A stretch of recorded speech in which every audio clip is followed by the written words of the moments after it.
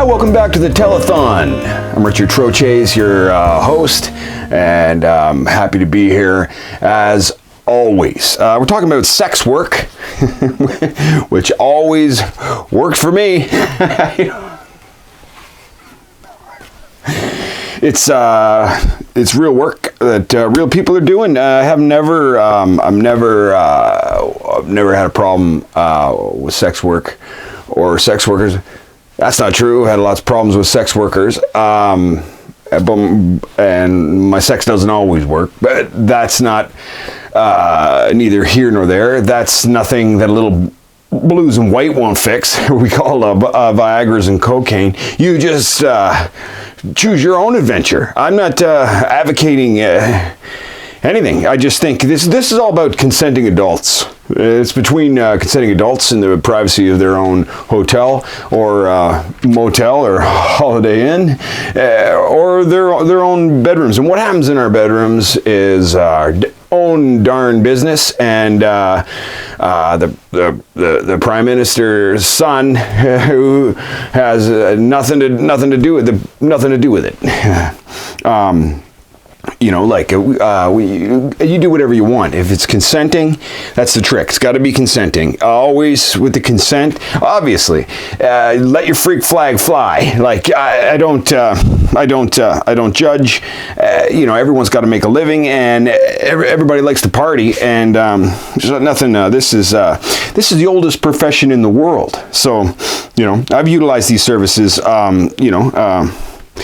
Whenever they weren't offered at home, I have, I'm a complicated man that nobody understands but his lady of the night.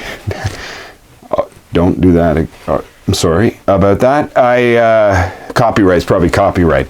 Wouldn't be my singing voice, which is lovely. I like to, there's a girl I see over there in Penetanguishene. She lets me perform dental exams on her feet.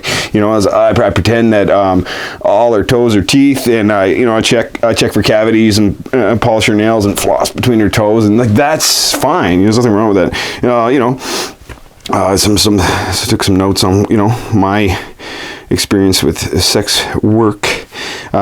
Autoplushophilia. That's something I'm into. That's I like to dress up like Benum Dinesh. That's partialism. I'm into that, and that's just like I like to just rubber calves. Just like a good Mr.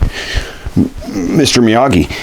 Get the heat on it. I'm not you got some money. You got enough money to pay for it. It's your game, man. It's your party, right? You want someone to bite your armpits or hold you while you cry. That's what they're here for. Tripsolagnia. Like her to wash my hair while I sit on a cake, right? Like I'm not a furry or anything. He's a snowman.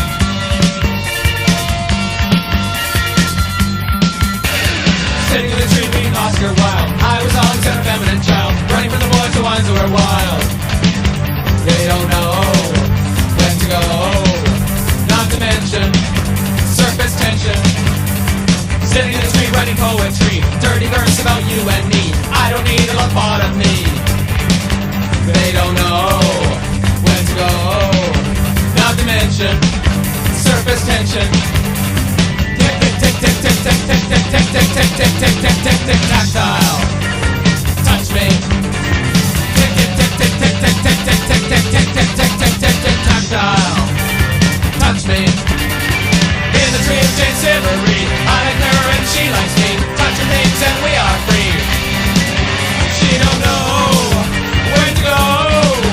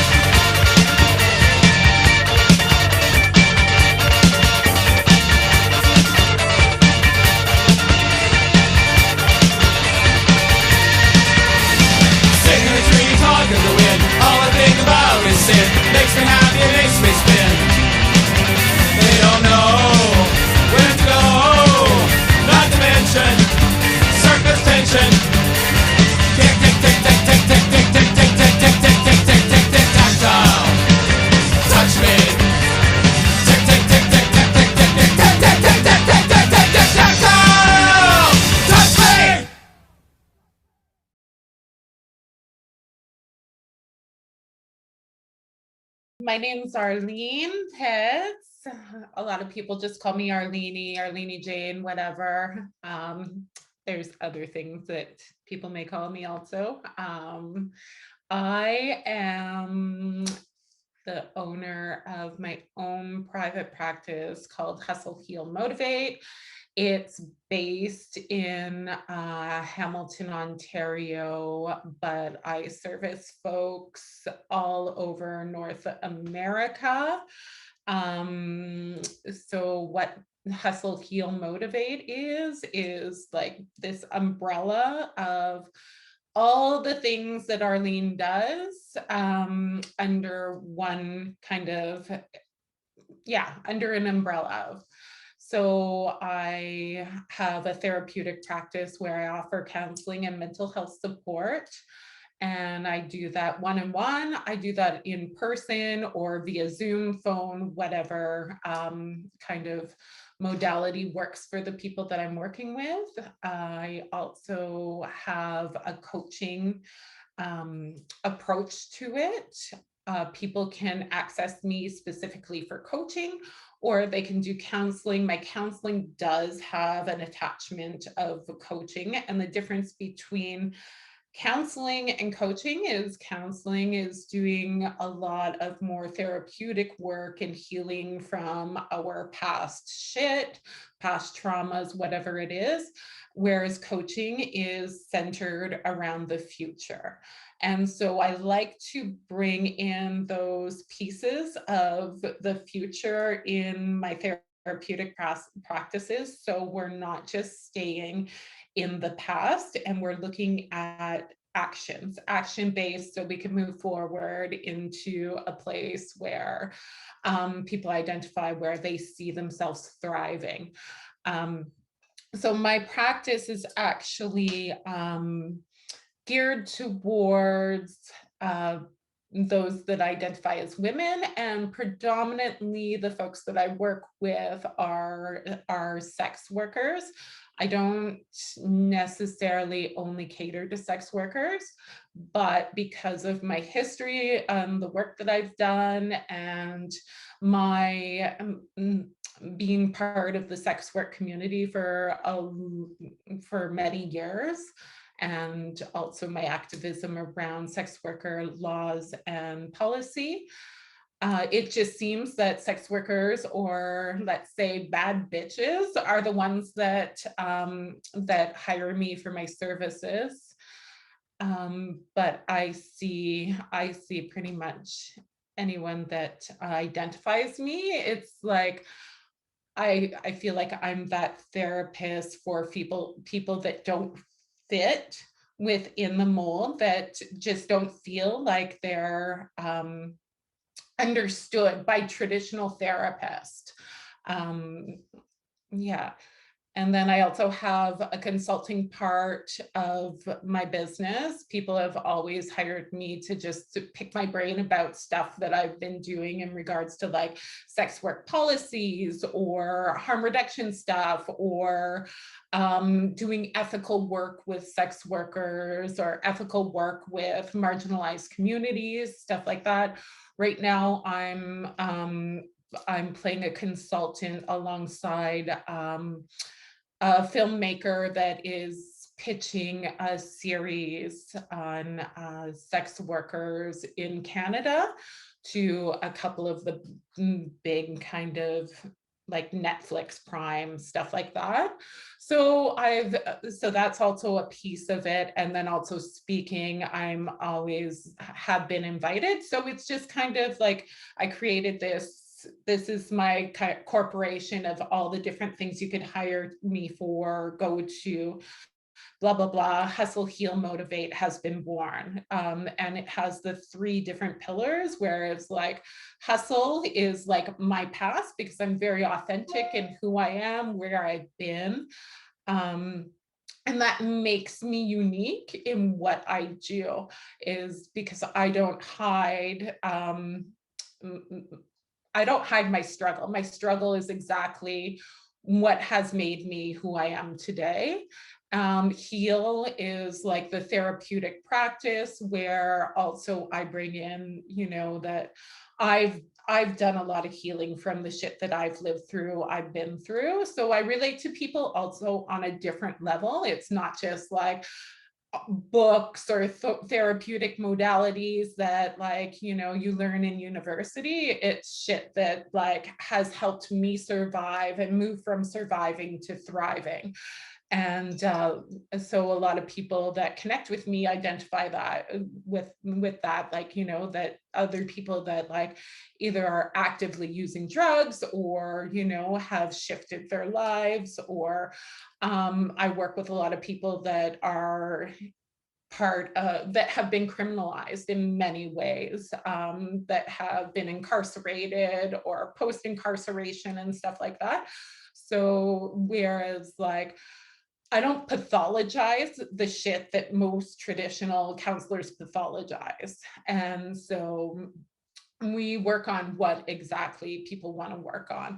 So that's the hustle heal. And then the motivate is the speaking, the coaching. It's like, how do we get from just fucking surviving every day? Like that gets old. Like, okay, I get that like I'm maybe shouldn't be alive today, but I am. So how do I get from survival mode to actually being in a place where, you know, I'm meeting my needs, I'm where I want to be, and whatever that looks like for whoever. So that's the whole hustle, heal, motivate.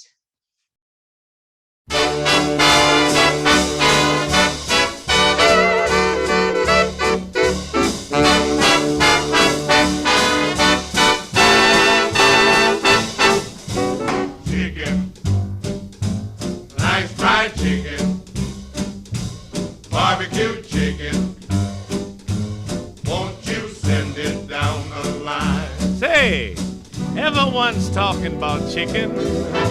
Chicken's a popular word, but anywhere you go, you're bound to find a chicken ain't nothing but a bird. Some people call it a fowl.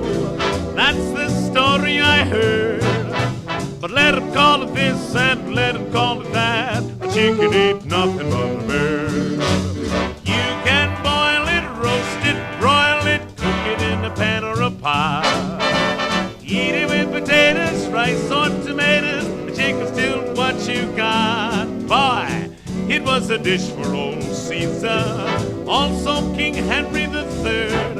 But Columbus was smart, said you can't fool me. A chicken ain't nothing but a bird.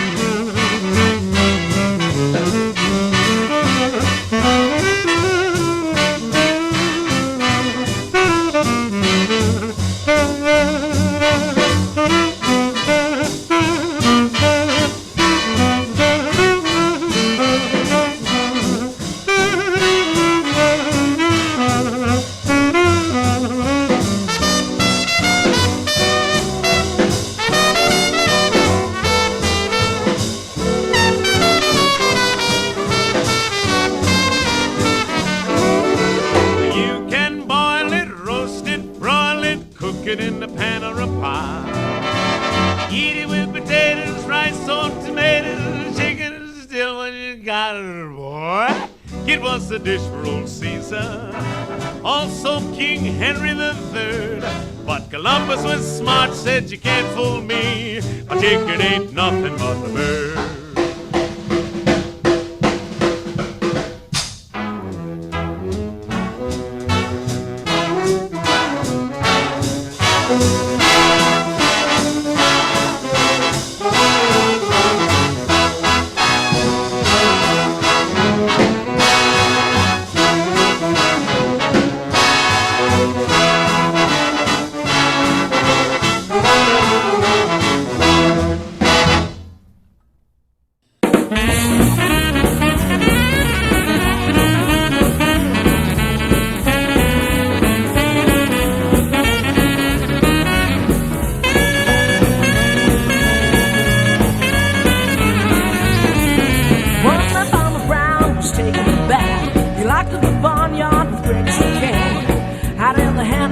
up stirred when he hollered, "Who's there?" And this is what he heard: "Ain't nobody here but us chickens. Ain't nobody here at all.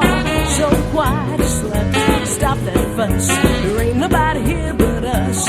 We chickens try to sleep, and you bust in and hobble, hobble, hobble, hobble with your chin. So ain't nobody here but us chickens. Ain't nobody here at all. You're stomping around, kicking up an awful fuss. We chickens try to sleep, and you bust in and hobble, hobble, hobble, hobble. It's a sin. Tomorrow is a busy day. We got things to do, we got eggs to lay, we got ground to dig and worms to scratch. Takes a lot of sitting, getting chicks to hatch. Ain't nobody here but us chickens. Ain't nobody here at all. So quiet, slut, stop the fuss. There ain't nobody here but us. Kindly point the gun the other way and hobble, hobble, hobble, hobble, hit the hay.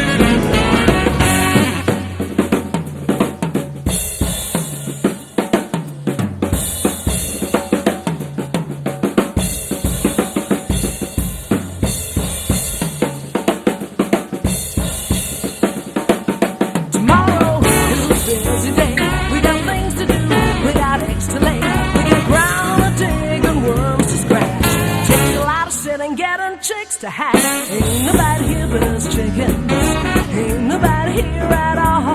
So quiet, slut, stop the fuss. There ain't nobody here but us. We chickens try to sleep, and you bust in and hobble, hobble, hobble, hobble with your chin.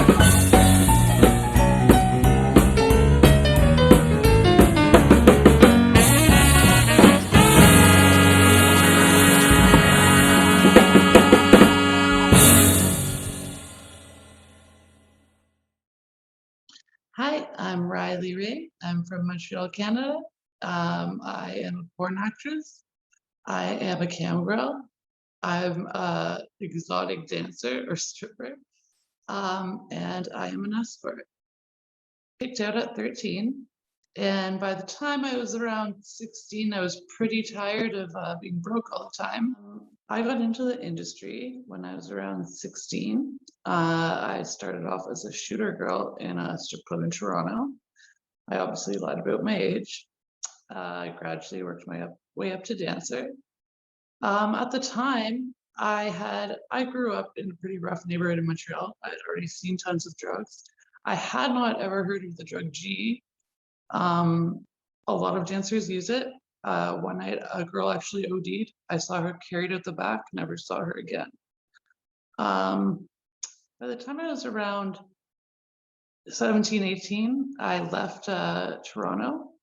I hopped a train out to Vancouver, and I decided I wanted to actually make some decent money and try and save up for land. But that got in the way, because once I hit Vancouver, if you have even a little bit of a drug habit, it's not a great place to be on the downtown east side.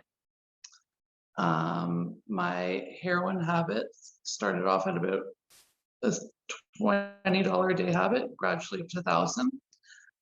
And obviously you can't make that doing most regular jobs. I first found a sugar daddy, and he actually took me to get a massage at a rub and tug massage parlor. They separated us because the owner wanted to massage me so she could try and recruit me, what she did. So I started off working at a massage parlor that doubled as a hair and nail salon. Just doing a not full service, which is full sex, but everything before that.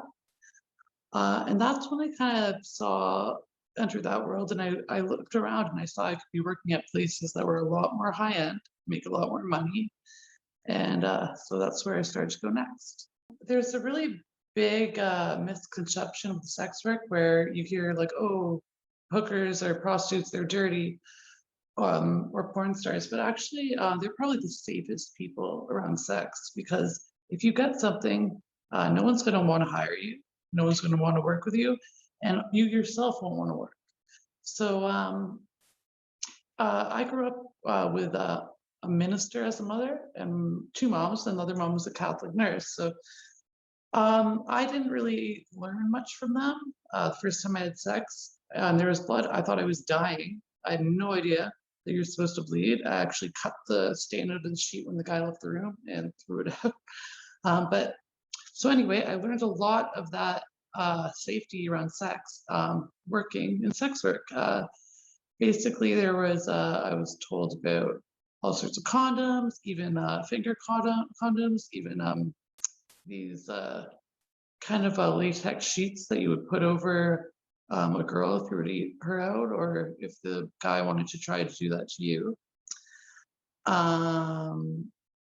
I just, there were these 2 ladies that would come in, and they'd go around to all the massage parlors once a month, and they'd load you up on supplies like lube, female condoms, male condoms, red condoms, the cherry flavored ones, just in case you were on your period, sponges, which also were used for your period. And they'd also ask if you had a gynecologist, if you needed a pap smear, if you needed to get tested. And so I learned a lot about safe sex in the industry. In porn, I have to get tested about every 2 weeks if I'm filming it. I have to have a valid, clean test within 2 weeks of filming. So again, we're very safe, because if you have a negative test, this is all online. All producers can view it. They're not going to want to work with you if you're consistently getting STDs, or if you're not taking care of yourself. So I really hate when I hear people call escorts or any sex industry worker dirty, because we're probably the safest, cleanest people you can sleep with. Lately, it's been kind of trendy to talk about sex work and more accepting and consider it real work. I definitely consider it real work. I've had partners in the past who would say it wasn't. They'd go to their job and they'd come home and they'd be like, oh, well, you just get to have sex all day. What are you complaining about? But it's not only physically taxing, it's very emotionally draining, because a lot of these people are very lonely. They have no one to talk to, or they have no one to talk to about their partner. A lot of them have sexual issues. Like, I saw one guy who had a girlfriend when she broke up with him make fun of his size. So after that, he was terrified to approach a new girl. So you become their therapist, their girlfriend, their best friend. It's very draining. And on top of that, at the high-end places I work, you have to look perfect. They want some give you a gym membership, but basically you need to be in ideal shape at all times. So there's that. I was working 6 days a week, making about anywhere from 10 to 20 grand a week. I've taken a bit of a break for school right now, but yeah, and so 6 days a week. And these days I'd most likely start around 5 o'clock in the afternoon and go till 5 a.m. Depending on where I worked, if it was out call, in call, but most likely same hours. And you have it's also very physically taxing, because often these people, they don't want to do boring missionary. They want to try all the moves and stuff they've seen on porn. They want you to do all the work, and they want you to do it all with a smile. So yeah, it is work. I work with people who have families, putting themselves through school, supporting their drug habit, but all of us are working this job, and it is work. And that's just talking about escorting. Dancing, again, very physically taxing.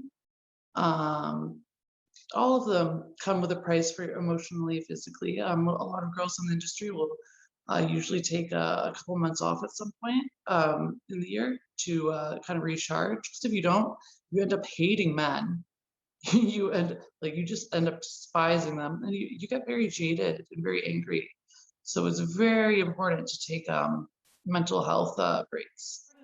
An important thing to have in the industry is an exit plan, because if you don't have one, one day you'll wake up and you'll be a lot older, you'll be getting a lot less work, and you won't have a resume, you won't know how to do any other job. Myself, I only have a grade 7 education.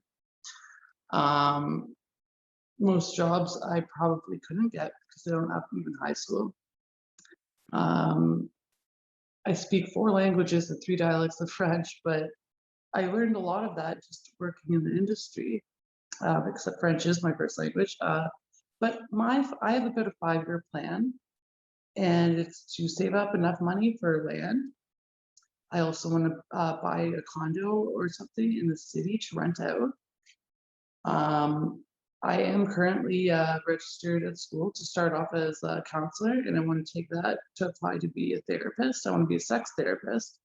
So with everything I've learned, I feel I just met so many people that really, really needed help with sexual issues, a variety of them, and basically they considered their appointment with the escort once we got their therapy. So anyway, land is important to me because I've been on my own since 13. I got kicked out of off curbs, out of houses, etc. I want a place where I can go and no one can make me leave. I am actually quite introverted. I like to be alone. One of my tattoos does say "Hell is other people" in French. But yeah, I want a place of my own. I want to go to school, and I also want to have enough savings so that if something were to happen after I graduate school and I'm in my chosen field, that I'd be able to live off my savings for at least a year, most likely 2. And that's basically my exit plan. But there are a lot of girls who don't have an exit plan, and they start making great money, but they're spending it just as fast as they're getting it. And then one day they wake up and they're old and they have nothing to show for it. A couple of our little mantras we had in the industry is one is work the clock, not the cock.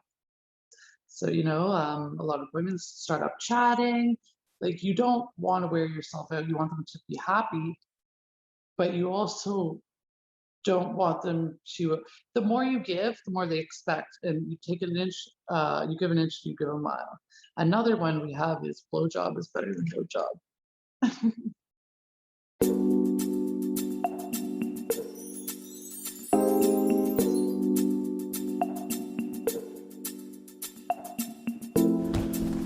Whew. That was amazing. Yeah, that was pretty great. Yeah? Yeah, it was one of my better one-night stands. Cool. So like when I did the rotating motion? Yeah, that was great. That was great. Like how great? I don't know. Pretty great? Like on a scale of 1 to 10. I don't know how to answer that. That's okay. Here, just fill this out. Is this a survey? Yeah, it's so I can better serve your needs in the future. What future? Okay. On a scale of 1 to 10, how would you rate your experience with Rob? Answer honestly. This is absurd. Okay. A 6? You said it was great. Well, do you want me to answer honestly or not? Okay, fine. Okay. How likely are you to recommend Rob to a friend? Seriously? I'd like to track referrals. Alright. Indicate below the extent to which you agree or disagree with the following statements. Try not to leave any neutral answers. Mm-hmm. Rob was a team player. There's no I in sex. Mm-hmm. Right. Okay. There was open and timely communication throughout the experience. Could have done without the stories, but... Rob listened, learned, and executed solutions to overcome challenges. Yeah, you did very well on that. Okay. Rob's penis size was adequate. Okay. And then demographics, age 26, height 5'9", weight none of your business. Ethnicity, Diversity is a new initiative that I'm working on. Okay. And there you go. Oh, there's a comment section on the back if you want to leave any specific I'm good. experience. Okay.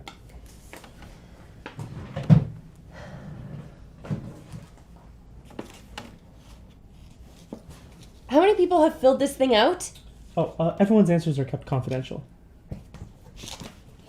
Thank you so much for your response. Your feedback is extremely valuable. You know what? I'm gonna head out, okay? Okay. We'll keep in touch.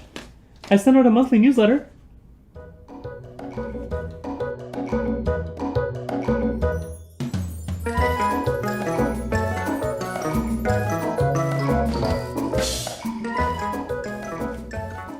Huh.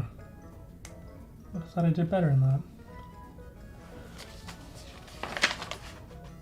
Oh, yeah.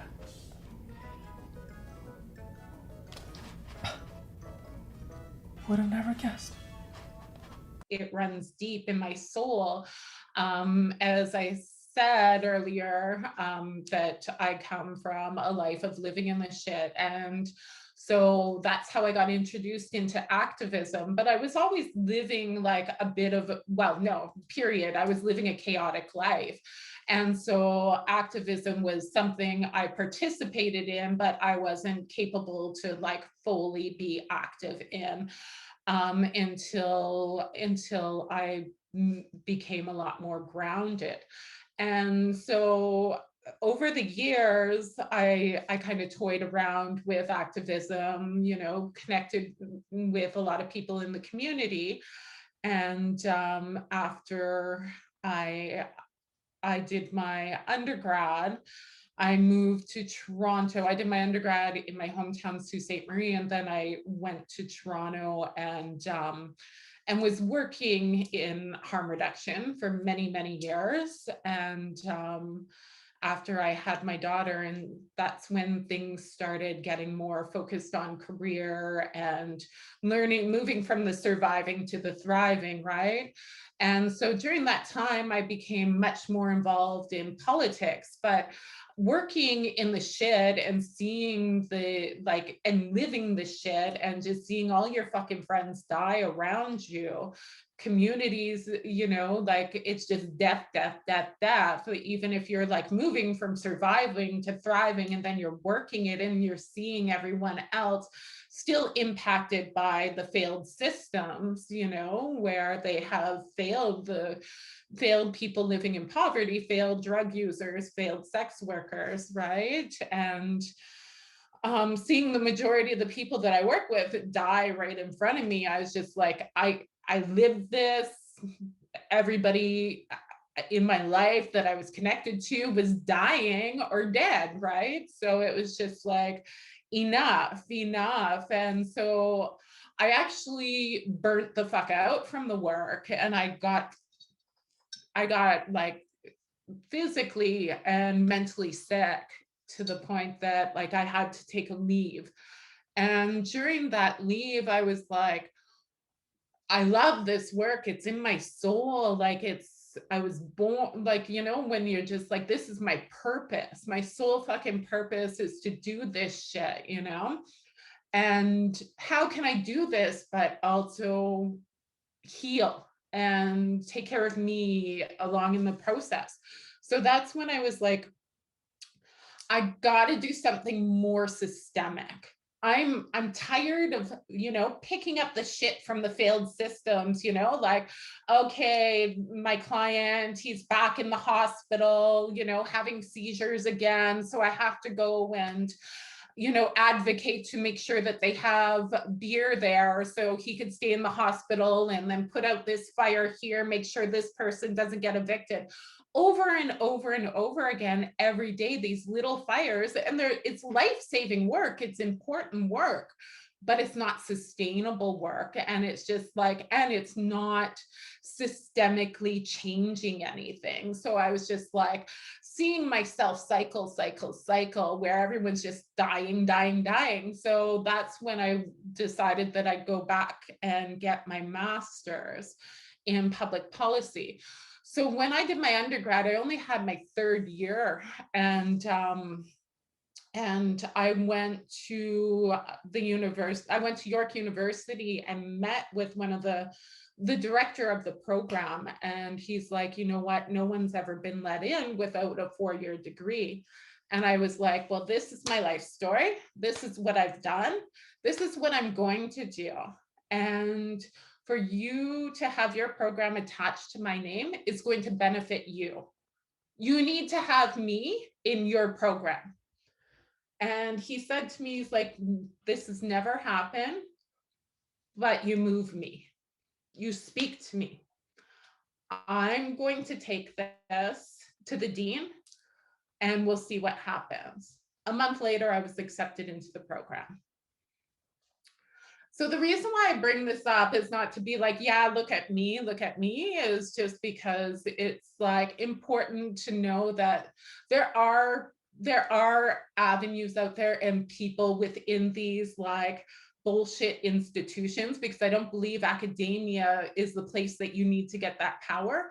But sometimes you have to really show them that like the real knowledge comes from the fucking street, comes from fucking living it. And you need to remind them that that is where the real knowledge is, right? And so that's why that's important. That story is important for me to share.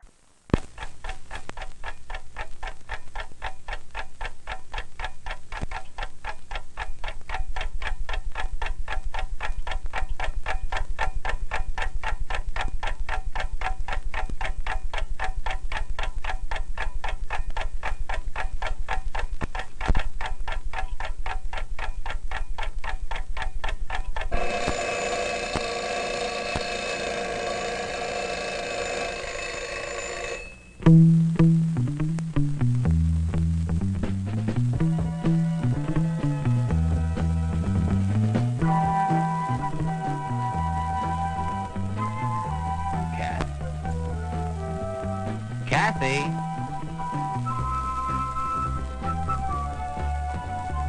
Hi. Is it okay if we ask questions? Well, we hear that you never eat breakfast.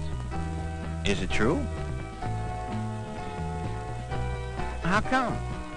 Is it that you're not getting the kind of cereal you want?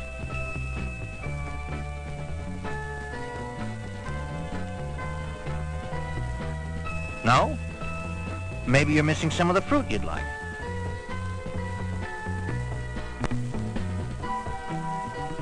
What about some bacon and eggs?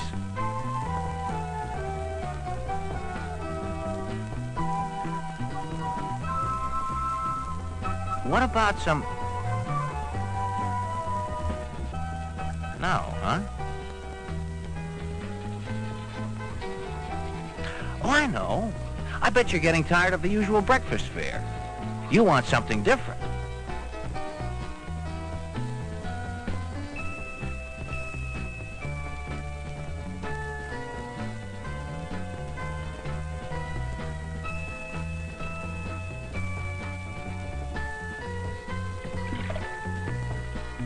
None of those appeal to you, huh? What if you could have anything you want?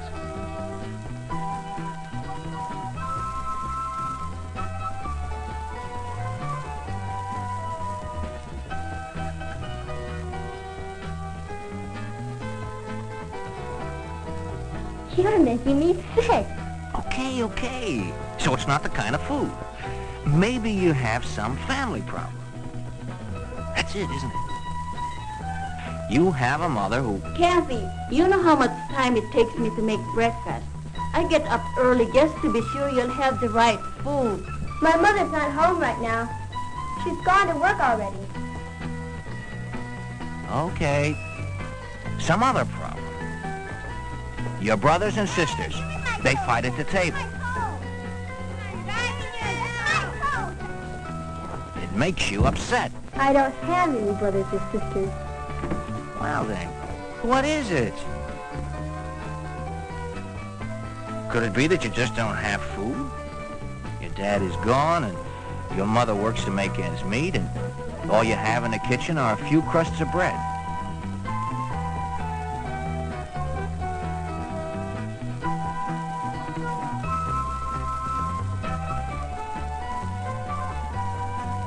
Well, then it's not a matter of money.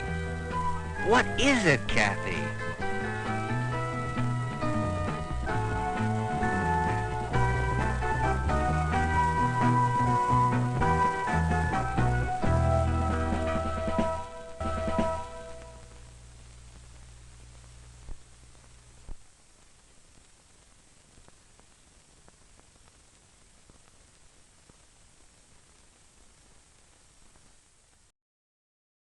Okay, so listen, I got one more song. If a Jaganashpe song doesn't get me into trouble, this one's gonna.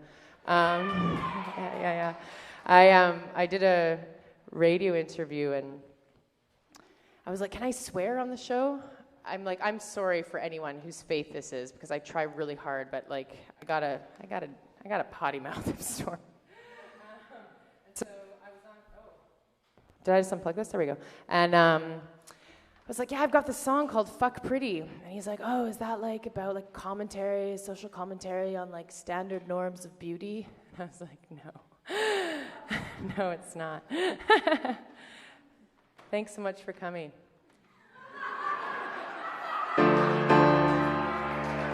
You're welcome.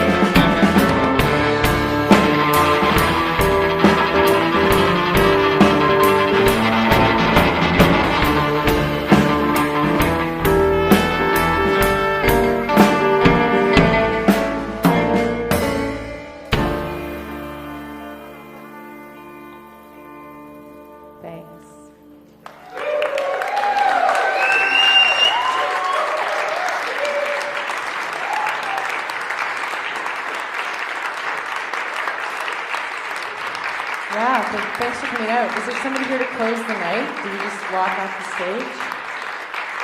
Okay.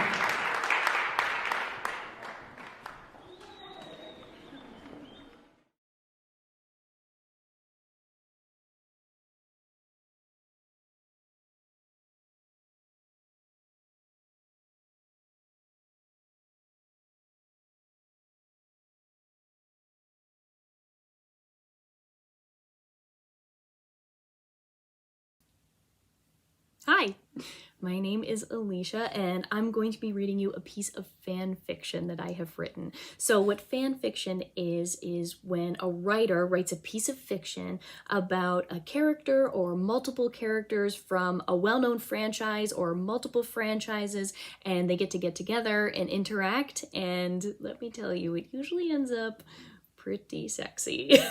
So this one is not for kids. So adults, if you have kids, just make sure that they're in another room doing an activity or something. So you can just sit back and, you know, maybe get yourself a little cocktail or something. Yeah. Oh my goodness. I just realized how bad this must look. Okay, let me explain.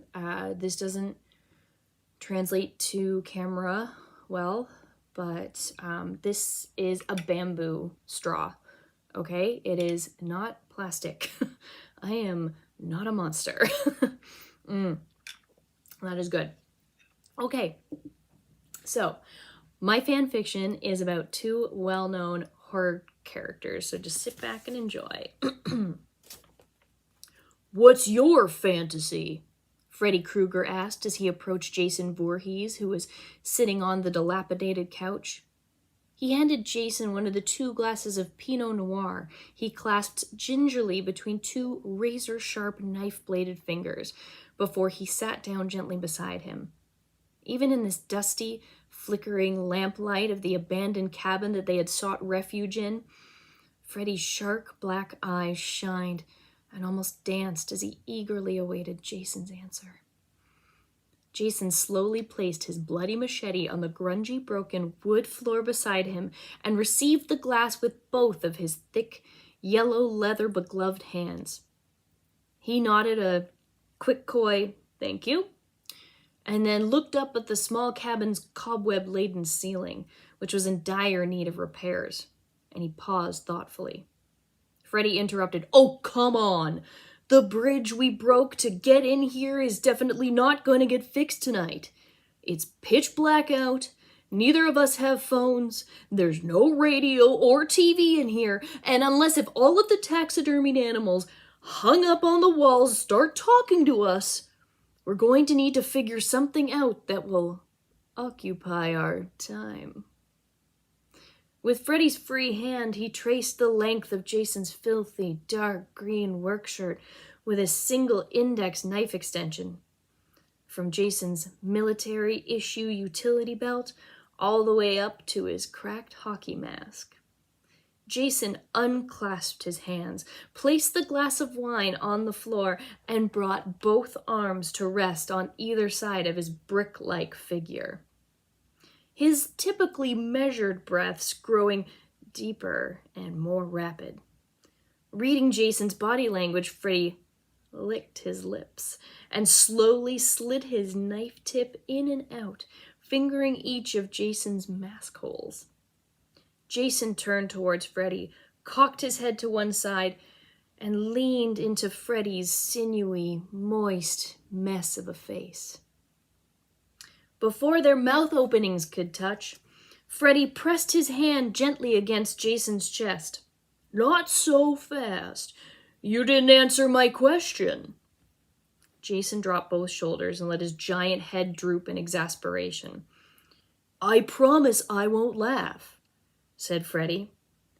Jason pulled his head up slowly, shrugged, and nodded. Freddy squealed, "Yay!" and clapped his hands in excitement. Jason lowered his head back down and closed his eyes. Suddenly, the 2 villainous lovers were on a beach in Cancun. Freddy looked down to see that he was holding a tray with a plate of mashed potatoes, roast venison with a side of demi-glace, and a glass of 47 Cheval Blanc.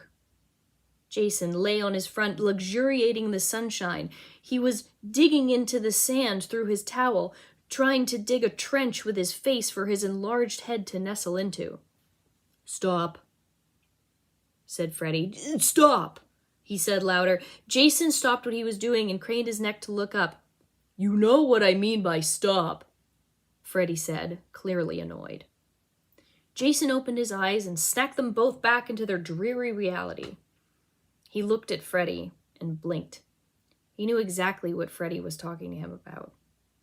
You know that this was the best Airbnb I could get us on short notice. Jason looked away dramatically and crossed his arms. JC, I'm sorry. Freddie pleaded. I've been so busy with work lately, I promise that next year's trip will be better. Jason turned towards Freddie and gave him an incredulous look, which Freddie knew meant, you said that last year. JC, look, I did the best that I could. Can we just try and make the best of this? Jason paused, uncrossed his arms, and nodded. He knew he could never stay mad at Freddie long. There's my sexy camp counselor murderer, said Freddie with his bedroom eyes that made Jason melt every time. Why don't we go down to the cellar and see if there's a bottle of wine? It won't be Cheval Blanc, but maybe we can aerate it in a blender or something. Jason slowly stood up and lumbered towards the cellar door, located conveniently in the middle of the cabin floor. He tore the huge iron locks with his clenched fist, and just as he was about to lift the door, he heard, "Surprise!" There in the cellar was all of their closest friends.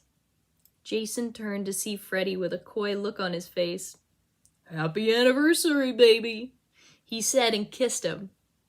Ooh, said the wall-to-wall villains hiding in the space under the cabin intended for storage.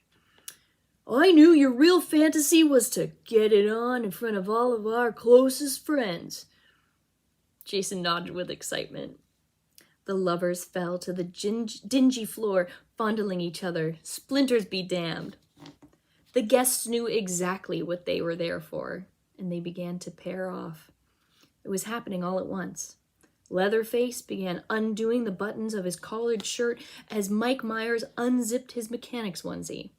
Ghostface slowly kneeled down towards Pinhead, while Jack Torrance began, Here's Johnnying, Norman Bates. Cujo the dog rode a bleeding black Philip the goat, while Annabelle the doll climbed on top of Billy the saw puppet's slow squeaking tricycle. Ann Wilkes from Misery was being serviced by both Dean and Sam from the Supernatural Brothers, while the alien from Alien's two tiny little faces extended from his mouth turned back towards him and kissed his own face.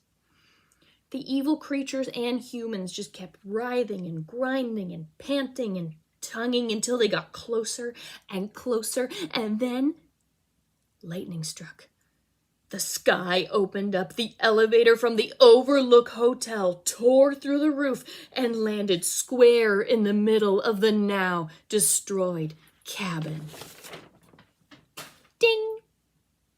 The ornate Art Deco elevator opened its red doors to a waterfall of hot, sticky, wet, supernatural, viscous, evil cum. Jason looked up as Freddie. I know, JC, he said. I love you too. Well, that's my story. I hope you enjoyed it. And have yourself a great day. Bye. We have an internal condom, uses the language female, but we don't. This condom is used inside vaginas as well as anuses sometimes for anal sex. Depends on the person if they like that. These can be purchased at sex shops. They are typically for free at sexual health clinics, but you tend to have to ask. They don't get as many of these in stock as they do external condoms. They may even have some at your sexual health office at your school. The way we use this condom is the package is quite flat. That's okay. You want to check the expiry date, which is inside this little ridge here. You're going to find the part, like the ketchup packet, tear it open. This is made of nitrile, so it's a non-latex material. It looks like this. And you've got a little ring inside. A lot of folks will use this ring to help guide it into whichever genital they're putting it into. So let's imagine this is a vagina. It would be pushed inside. You might go in through this way, and you want it to be all the way inside. This part is going to be outside of the labia or outside of the anus. And some people like to leave the ring in. Some people like to take it out. And then after you're finished using it, it's a one-time use type of thing. You're going to twist it and withdraw it. You dispose of it. Don't flush it. It's quite lubricated. I don't know if you can see. That's the internal condom.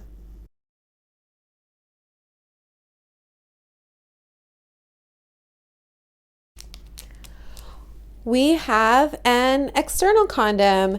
This one is non-lubricated. I find it's just easier to do a demo that way. The first thing we want to do is check the expiry date. The expiry date, I don't know where the camera is. The expiry date is on the back. You want to check it for air. There should be resistance when you push against it. Much like a ketchup package, as discussed in the internal condom, you want to push the condom to the side and tear open,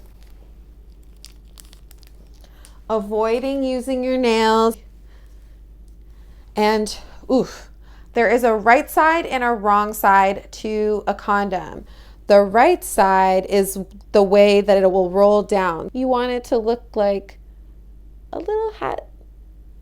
An external condom goes on something that looks like this. Condoms can be used, whether they're latex or non-latex, on toys as well, either for cleanup or to help prevent the transmission of STIs. And if the condom is going on something that ejaculates, going on a penis, you want to pinch the tip, even if it's going on a toy as well, and roll it all the way down as far as it will go. If you put the condom on the tip of a penis the wrong way, you can't just flip it over again, because it's possible that there were sexual fluids that would then get on the outside of the condom, which kind of defeats the purpose of using the condom, especially if what you're trying to do is prevent the transmission of STIs. We've rolled it all the way down to the base. As discussed in the video, there are many different shapes and sizes of condoms, the same way there are many different shapes and sizes of penises. All are beautiful and wonderful, but you want to find the one that fits, because it's less likely to break, it's less likely to slip off. We want to pinch the tip so that there's room for ejaculation after somebody nuts. And let's say that's happened. Obviously, it's harder to demonstrate on this. You want to twist the end and you roll off away from the body. So you don't want to make sure that nothing is spilling out. And if it does, that might mean you have to take some other precautions around, you know, pregnancy prevention or getting tested, such as Plan B. And you dispose of this. Also, don't flush this either. That is an external condom.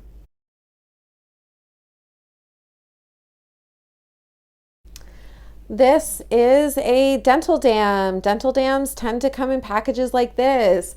They can be purchased at sex shops, online. You can find them at some sexual health clinics. Your sexual health office might have some. Just like the other types of barrier methods, you want to check for the expiry date, which can be found on the little leaflet that comes inside. Unlike the other methods, there's no right side or wrong side to a dental dam. You can use either side on the genitals or the mouth, whatever, and just don't flip it over. It's a one-time use. Let's say this is a vagina or an anus. We're going to drape it like so and perform oral sex on top of it. Some folks like to use lube underneath, can help with some of the pleasure sensation. You might want to put a flavored lube on top, also lovely and fine. And when you're done, you just get rid of it. In theory, you could put it on a penis as well to perform oral sex on, but see what feels good. And that's a dental dam.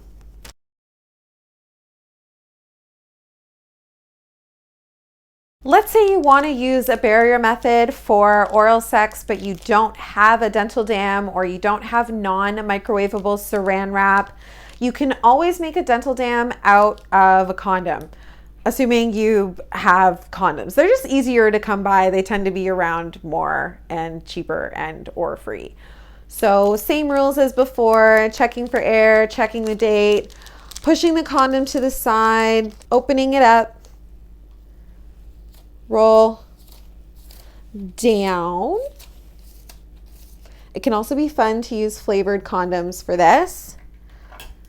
You want a sharp pair of scissors, like these beautiful gold on brand scissors. We're going to cut the tip off. That didn't cut very cute. Then we're going to cut across in as straight of a line as you can.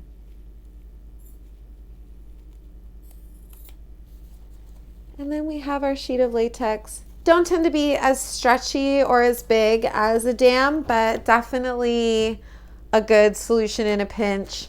And of course, being careful not to puncture with your nails.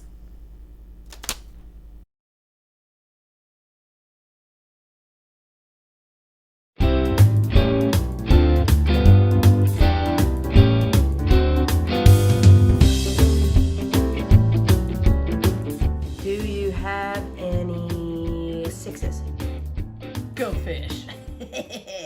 I am Go Fish King. Yeah, right? Yeah, Robbie, this is a nice roommate night. Oh, hey. Did you two see the new neighbor? Oh, wow, wee wow. Yeah. She sure beats the foam domes around here, you know? Nobody's jugs are bigger than Annette's. But she is, oh wow, like, I don't know if she's been in film before, but she should go into it, because, you know. Hey Trish, what did you think? You know, you like girls. What did you think of her? Oh yeah, I saw her today. She looks really nice. Nice? Neat. Cool? Like a lovely human? Oh, come on, Trish. Look, you're a lesbian. You like girls. You can tell us what you really feel. You're one of the boys. Why does this always happen to me? I'm put in this situation far too frequently. 'Cause I'm a lesbian and I like girls. They think they can include me in their world.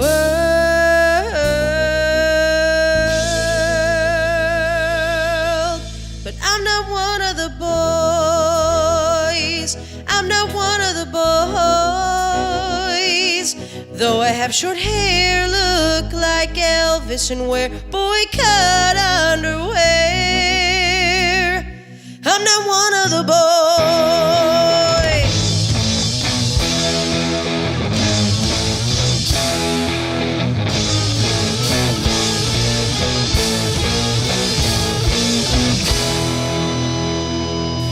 Most days I identify as a female, though I've got the cheekbone structure of my dad, Bob Black. I've got the body, heart, and soul of my mother, Barb Black. And though I shop for shirts and American Eagle in the men's department, I still shop for bras at La Centa, 'cause they always have a bargain. And when I go to the doctor, gotta get a pap smear, and those things are fucking terrifying. So listen up, you need to hear. I'm not one of the boys. I'm not one of the boys. Though I have wish I wasn't fucking Lilith there. I'm not one of the boys. Now I know I'm here to sing.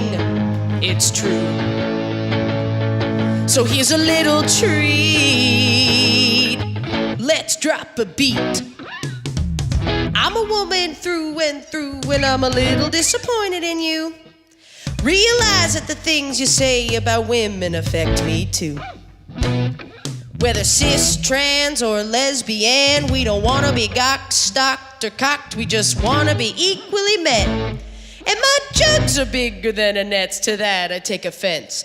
Cause even though I'm queer, the shit happens to me in the car, at the park, drinking beer at the bar. So I implore you, even if it annoys you, think before you speak. It's not weak, it's unique to instead tell a girl, hey, I think you're neat. Now I'm done making noise, I've said my truth. I'm the real McCoy. I'm a lesbian. I'm not one of the boys. I'm not one of the boys. I'm not one of the boys. I'm a lesbian. Genderqueer lesbian. A fucking lesbian. Lesbian. Lesbian. Lesbian. Lesbian.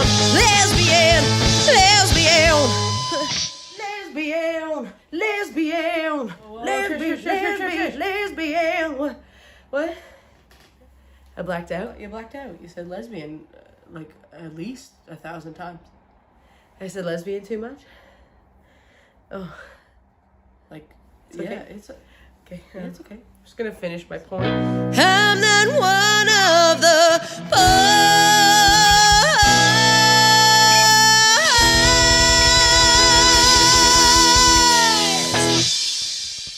What is that? Orthopedic. Like, they look orthopedic, pillow-like, you know? Like, I feel like I'm gonna have a good sleep. Move over, Casper mattress. We got a new neighbor. And so when I did my master's in public policy, it was very timely in a sense that it was going on at the same time as the challenges to the Constitution. There was a charter challenge on the sex worker laws that was happening at the same time that I was like heavily involved in doing a lot of national organizing. Three sex workers were taking the Canadian government to court because these laws were unconstitutional and they were killing sex workers. Sex workers' lives were endangered. And so during this time, it's made its way through the court systems to the highest court. And we, as most people will remember, that challenge was successful and the Bedford challenge won. And so we had like this glimpse of decriminalization in Canada, this moment where, you know, like we thought that sex workers were going to actually be recognized within the government as actual work. And not that, you know, I'm someone that like believes that government needs to acknowledge sex workers or like that's going to be revolutionary or anything, but it will at the end of the day save lives, because those policies will impact laws, that will impact policing, that will impact people that are on the street, that are being brutal, that are dying, period. So so not long after that happened, the government, it was the Harper government, and they kind of slapped us in the face and vomited this bullshit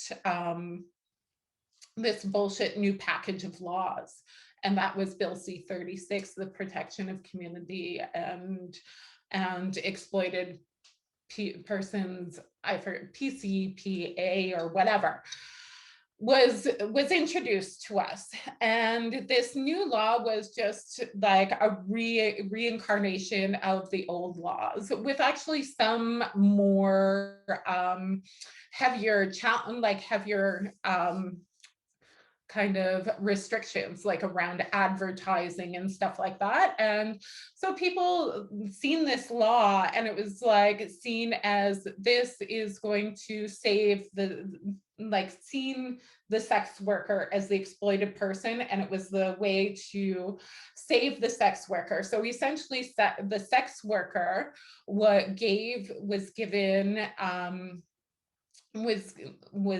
could not be charged under these laws, is what they say. But everything around sex work was recriminalized, which isn't decriminalizing sex work at all. And so during that time, when those laws were becoming reintroduced, I was doing my master's thesis.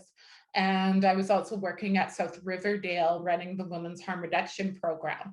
So I was lucky and so blessed that I was working in an environment that was quite like grassroots and radical in their harm reduction programs. And they believed in everything that I was doing and supported me not only by allowing me to integrate it to my work, but also, financially supported my research as well. And so I was actually able to do some of the first participatory action research with street-based sex workers on the impacts of the Bill C-36, the new laws on that recriminalize sex workers. And so in the end, my research was published by a global sex work journal. I was featured in Now magazine. I had a huge celebration at the end and launch of my research that was requested by the participants. That they, through the research, one of the biggest things that they wanted was their day to walk on a red carpet. So we got them their fucking red carpet. We had makeup artists and people do their outfits and everything, and they rocked that shit. And the importance of this research and why I bring it up here is because the research goes into the impacts of criminalization and the impacts on a population that people don't really give that space to, and that's the street-based sex workers and street-based sex workers who use drugs. And the ones that are most impacted by the laws. And so one of the most interesting findings from my research is like, yeah, we know police powers and police suck, FTP, all that shit. But one of the biggest things that came was that sex workers actually go to their drug dealers for protection. And it goes into those third-party relationships, that their drug dealers give them more protection than any police, any law, any support system, any kind of, that was their number one support on the street, was their drug dealer. As complicated as that may be, it's important for people to hear that and recognize that. And they also talked about the importance of third parties, which are recriminalized under these laws heavily, are like the most important relationships to these people. So third parties are people that sex workers hire for their protection or whatnot. And some of that language would be used as like maybe the pimp or whatnot. And these sex workers in the research actually, talked about the importance of some of these relationships to them. And also discuss clients, and because this new law really targets clients. And it's like, if you're not recognizing sex work as work, then like it's problematic, because you're wanting to support the sex worker, save the sex worker, but you want to cut her off from her money or their money or access to it. By criminalizing a client, you're cutting off any kind of flow of income and pushing them to work in unsafe places, and which impacts their lives, their safety, and all of that. So those are a couple pieces of the policy and stuff that I've been involved in. It's been a nightmare since Bill C-36 has been implemented. And we've seen sweeps of clients. We've seen the continuous brutalization and murders of sex workers. We've seen, a lot of shit still continue, if not escalate in certain circumstances. But we are at a time that we are revisiting that, and we just launched at May 30th that we are going back to challenge these laws again. So hopefully this time around we could make it stick. Hurry up, babe. These edible panties won't eat themselves. I'm coming. Do you want to set the mood like last time? Yeah, you want to watch some sexy times? Just porn, babe. Just call it porn. Porn is so unrealistic, though.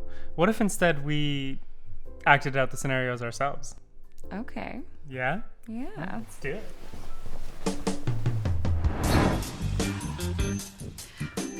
Hi. I'm here to return some books. Here's my library card. These books are overdue. Oh no, but I'm just a poor student. I don't have any cash on me. Well, there are other ways to pay those fees. Oh yeah? Yeah. Well, I'll do anything. Yeah? Uh-huh. Yeah? Mm-hmm. We take debit and credit and also PayPal. Okay. Yeah, you pay those fees, you dirty, dirty, responsible girl. Ooh, yeah. Cover that pin. Ooh. What are you doing? What? This is not what happened in the video. Yeah, I know, they just started to have sex. It didn't make any sense. That's the point. I didn't get it. There's nothing to get. It's porn. Yeah, but that would never happen in real life. Like, I'm more turned on by relatable scenarios, you know? But the whole point of porn is to add fantasy. Yeah? Mm-hmm. Okay. I can add fantasy. All right, I have an idea. Miss Clark, you're here for your annual checkup? Oh yeah. I need you to check out this bod. Ooh, can you examine my chest? Yeah? You need a mammogram? You want me to check out those mams? Just a physical examination, doctor. All right.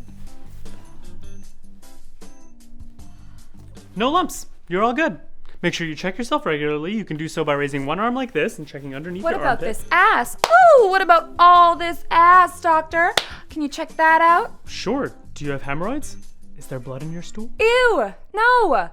This is not how it's supposed to go. What? You said you wanted fantasy. I'm not a doctor. You're not a librarian either. Yeah, but do you know how much trouble I'd get in if I got caught practicing without a license? How is this gonna lead to sex? I don't know, maybe afterwards we'd go on a date and then I'd walk you home and then you'd be like, hey, do you want to come inside? And I'd be like, we should probably get to know each other better first. And then that would take days to role play. Babe, I just want to fuck. I prefer to make love. Okay, you know what? Me being a doctor is more of my dad's fantasy anyway. Let's do something else. Let's go nuts. Let's do something crazy, something taboo. Yeah, you want to do taboo? Mm-hmm. Okay, I can do taboo.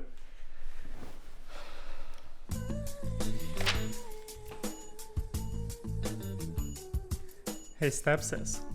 I'm so tired of all this studying. What do you say we take a study break? Okay. You want to do something physical? Yeah. You want to have sex? Yes. Yeah? Yeah. Yeah? All right, let's call our respective partners and have sex with them because we are family. What the hell? What? What did you expect? To fuck. I said you were my sister. I'm not going to fuck my sister. Oh my... You know what? I'm tired. I don't feel like having sex anymore. Now that's relatable. Now you're getting it. Okay. Oh my god, we haven't had sex in forever. And I thought that Putting on porn would put you in the mood, but you know what? Nothing's working. Look, I'm sorry. Porn just doesn't do it for me. I prefer intimate connection. Sure. And I know in real life you never have sex with the sexy librarian, or have a three-way with the guy who broke into your house, or get into a cab without cash fare and then you have to pay with ass fare. What's ass fare? It's just nice to know that there's a way to see people doing that as a way to spice things up. Look, I haven't thought about needing to add fantasy because I've been so happy with our reality. But you know what? If you want to add fantasy, let's do it. I'm all in. No, I'm happy with our reality too. Yeah? Yeah. Yeah? Do you still feel like... Yeah, I do. Yeah? Okay. Mm-hmm. All right. Yeah. Ooh. Okay. Oh. Ooh. Oh, yeah. Oh. Oh, babe. Oh, yeah. God. Oh. Did you finish? Yeah, that's my reality.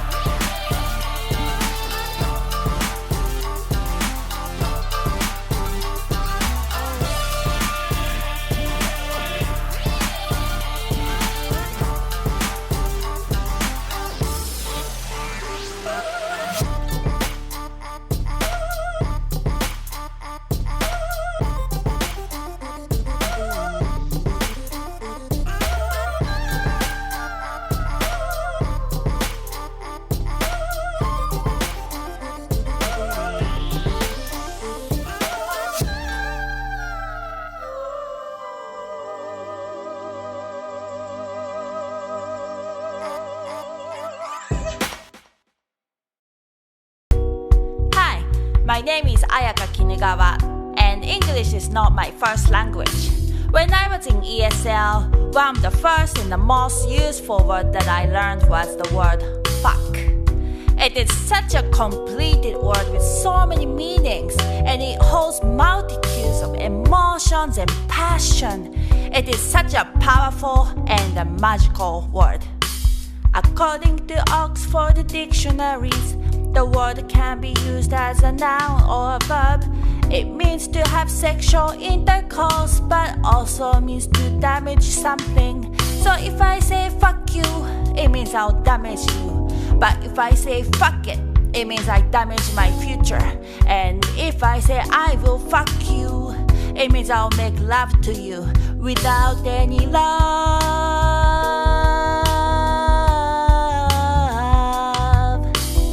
You know, that's like fuck buddies or the night before your divorce gets finalized.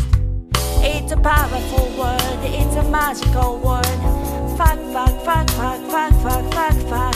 It's a powerful word, it's a magical word. Fuck, fuck, fuck, fuck, fuck, fuck, fuck, fuck. Use it for emphasis, like I fucking love you. That means I adore you in a douchey way. Or you can say I'm drunk as fuck. It means you are in danger of sexting your ex. Fuck someone over means to be unfair. That's a job description of a politician. Fuck something up means to do a bad job. That's also a job description of a politician.